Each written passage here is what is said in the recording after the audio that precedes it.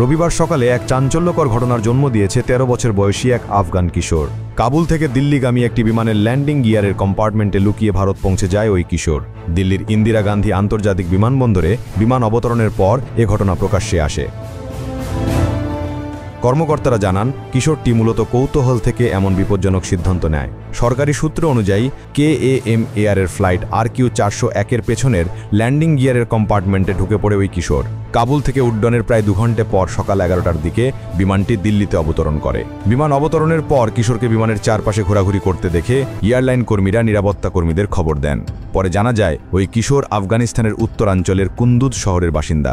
পরে তাকে এয়ারলাইন কর্মীরা আটক করে কেন্দ্রীয় শিল্প নিরাপত্তা বাহিনী CISF-এর হাতে তুলে দেন। এরপর তাকে জিজ্ঞাসাবাদের জন্য দিল্লি এয়ারপোর্টের টার্মিনাল ৩-এ নিয়ে যাওয়া হয়। PTI-এর প্রতিবেদনে বলা হয়েছে, প্রাথমিক জিজ্ঞাসাবাদে ওই কিশোর জানায় সে কেবল কৌতূহলের বশেই বিমানে উঠে পড়েছিল এবং এর ঝুঁকি সম্পর্কে সে সচেতন ছিল না। ভারতীয় কর্তৃপক্ষ জানিয়েছে তাকে একই KMM এয়ার ফ্লাইটে ফের আফগানিস্তানে পাঠানো হয়েছে। বিমানটি দুপুর 12:30 দিল্লি থেকে ছেড়ে যায়। KMM এয়ারের নিরাপত্তা কর্মীরা বিমানের ল্যান্ডিং গিয়ার কম্পার্টমেন্টে তল্লাশি চালিয়ে একটি ছোট লাল রঙের স্পিকার উদ্ধার করে, যা সম্ভবত ওই কিশোরের। বিস্ফোরক বা অন্য কোনো ধরনের বিপজ্জনক বস্তু না থাকায় বিমানটিকে পরবর্তী সময়ে নিরাপদ ঘোষণা করা হয়।